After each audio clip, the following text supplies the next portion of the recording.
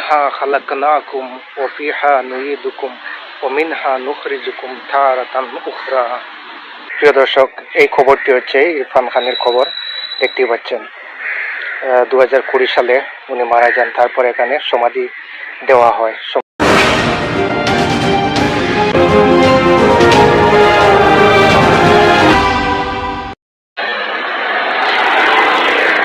তো দেখতে পাচ্ছেন একটি বিশাল কবরস্থান, হাজারো খবর এখানে আছে।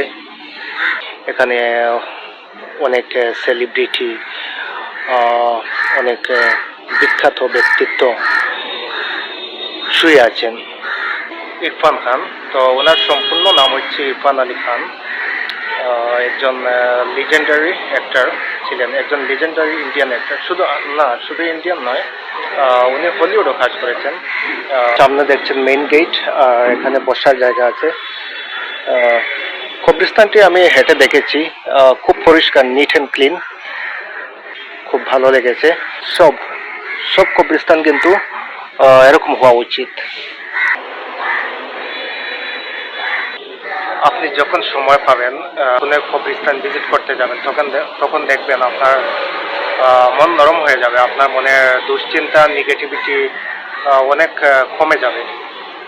সামনে হচ্ছে কবরস্থান, আর এখানে এসে আরো একটি মাজার দেখতে পাচ্ছি। হযরত সৈয়দ শুকরুল্লাহ শাহ বাবা কাদরি চিশতি রহমতুল্লাহ আলাইহি ওনার মাজার। ওনার নেম ফেম, টাকা পয়সা, সম্পত্তি সবকিছু ছিল, কিন্তু আজ আমরা দেখতে পাচ্ছি উনি এখানে শুয়ে আছেন। একদিন আপনিও মারা যাবেন, আমিও মারা যাব, আমাদেরকেও এভাবে খবরে রাখা হবে।